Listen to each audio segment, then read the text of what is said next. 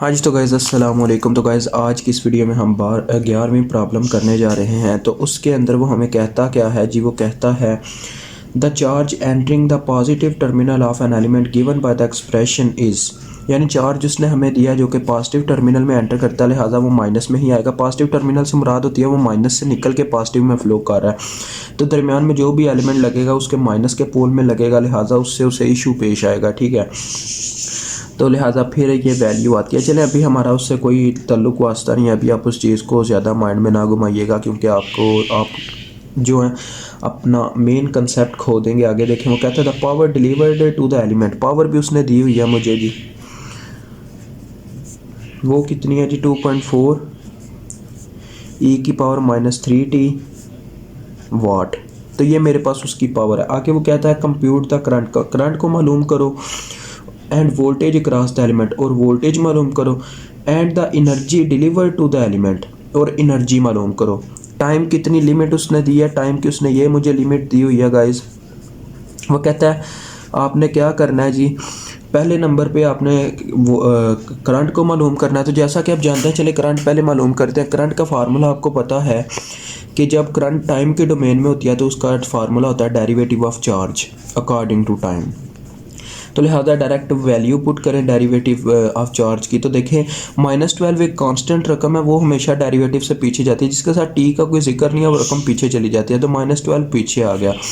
आगे किसका डेरिवेटिव आ गया जी, ई की पावर -2t का। अब इसका डेरिवेटिव कैसे लेते हैं, डेरिवेटिव इस तरह से लिया जाता है गाइस, जो इसकी पावर होती है ना, ये जो पावर में टी यानी वो वाला वेरिएबल है जिसके साथ कांस्टेंट लिखा होता है पावर में, यानी साथ में टी जिसके लिहाज से डेरिवेटिव हो रहा होता है ना, उस वेरिएबल के साथ जो कांस्टेंट लिखा होता है वो पीछे आके मल्टीप्लाई हो जाता है।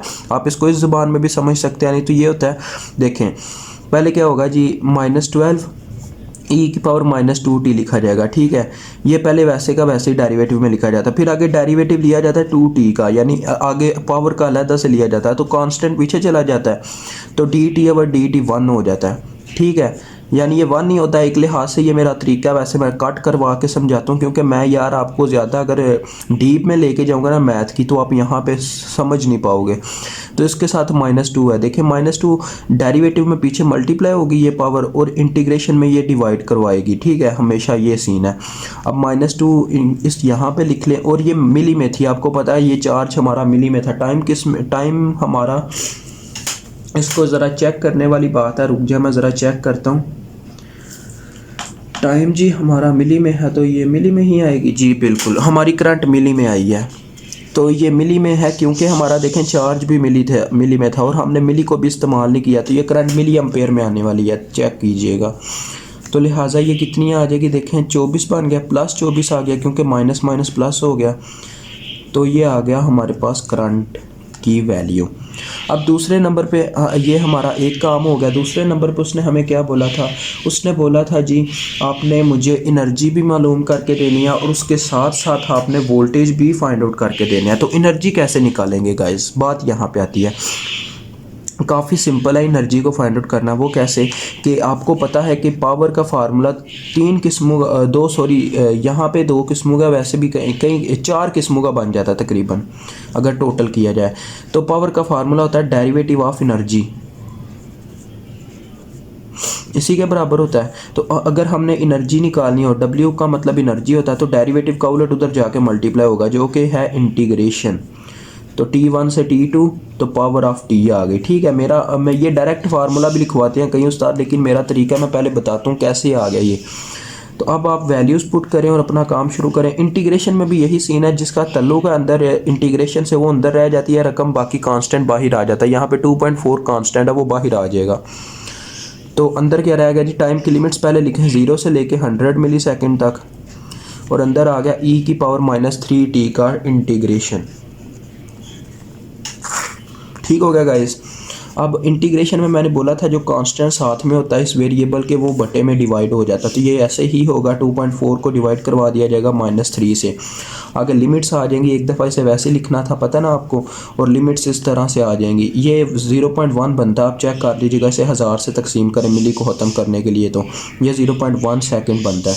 तो अब आप पुट कर दें वैल्यूज़, तो W into T is equal to, अब ये डिवाइड करने वाली बात है, तो 2.4 डिवाइडेड बाई 3, तो ये 0.8 शायद आ जाएगा। बिल्कुल गाइस, -0.8 आ गया।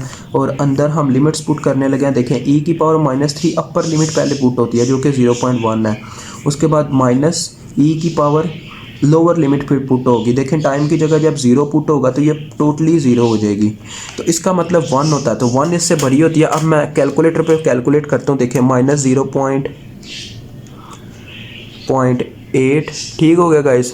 उसके बाद ब्रैकेट स्टार्ट है और e की पावर है, तो लिहाजा हम यहाँ से अल्फ़ा दबा के e लेंगे और इसकी पावर लेंगे आगे -3 इंटू 0.1। और नेक्स्ट जो बात है वो है -1, क्योंकि इसने 1 हो जाना ये e की पावर 0 ने। अब वैसे भी पुट करके देख लीजिएगा, तो देखें गाइस ये आती है 0.207। आप इसको ये भी लिख सकते हैं 0.21 जूल, या आप इसको इस फॉर्म में भी लिख सकते हैं, इशारिये को उठा के 3 गुना आगे ले जाएं, यानी इसे 207 बना दें और मिली में लिखते हैं। ये आपकी अपनी मर्ज़ी होती है। 207 मिली जूल, ठीक है। मैंने इशारिये को 3 कदम आगे बढ़ाया और इसको देखें किस फॉर्म में लिख लिया, मिली की फॉर्म में। अब एक चीज़ हमारी रह गई, आपको भी पता है वोल्टेज हमने कैलकुलेट करना है। तो पावर का आपको मैंने बोला था 3 किस्म का फार्मूला, 4 किस्म का हो जाता है इसको मिला के, कि वोल्टेज इनटू करंट भी इसका फार्मूला होता है। तो हम इस फार्मूले को इस्तेमाल करके by using this formula we find out voltage. तो देखें हमने वोल्टेज फाइंड आउट करने, करंट उसकी डिवाइड में हो जाएगी, तो वोल्टेज किसके बराबर आ जाएंगे, पहले चलें लिखते हैं उसका फार्मूला। वोल्टेज इंटू करंट आ गई किसके बराबर, पावर के बराबर। तो लिहाजा हमारे पास वोल्टेज नहीं है तो हम वोल्टेज निकालते हैं, power divided by current. Power की वैल्यू आपको याद है ऊपर लिखी हुई है 2.4 e की पावर -3t, और बटे में है हमारे पास -12 e की पावर -2t मिली में है। अब इस मिली को आपने पता किस तरह से चेंज करना है, यानी आम चीज़ में, मतलब कह रहे कि यहाँ पे ये मिली है, ये तो मैंने किसकी वैल्यू लिख दी है, ये तो मैंने चार्ज की वैल्यू लिख दी है, मुझे लिखनी चाहिए थी करंट की वैल्यू जो कि 24 है। तो रुक जाए, इसे मैं ठीक करता हूँ। यहाँ पे आता है 24, क्योंकि ये हमारी करंट की वैल्यू है, मैंने गलती से ना चार्ज की वैल्यू लिख दी है। तो 20 e की पावर -2t मिली। अब यहाँ पे मैं एक चीज़ बताने लगा था, इस मिली को आपने अगर कन्वर्ट करना है ना, तो आपने क्या करना है, मिली को ऊपर भेज देना और इसको 1000 से मल्टीप्लाई करवा देना, क्योंकि मिली ऊपर जाके किलो बन जाता है। अभी अब आप इसको हल करें, क्या आपका आंसर बनता है। अब देखें 2.4 ऊपर है, 2.4 डिवाइडेड बाई 24, तो ये आ रहा है 0.1, तो 0.1 आ गया। उसके बाद e की पावर चेक कीजिएगा, ये ऊपर जाके +2t हो जाएगा, क्योंकि एक नीचे पावर माइनस में ऊपर जाके प्लस में हो जाएगी, तो -3t + 2t। और ये जो हमारा मिली है ऊपर जाके 1000 बन के इनसे मल्टीप्लाई हो जाएगा, तो यहाँ से वोल्टेज मिल जाएंगे। देखें अब इसको 1000 से मल्टीप्लाई दें तो 100 आता है, आप खुद चेक कर लीजिएगा। और e की पावर देखें कितनी रहेगी, -t। तो ये हमारा जवाब था वोल्टेज के लिए। मुझे उम्मीद है आपको समझ आ चुकी होगी। इंशाल्लाह मिलेंगे नेक्स्ट वीडियो।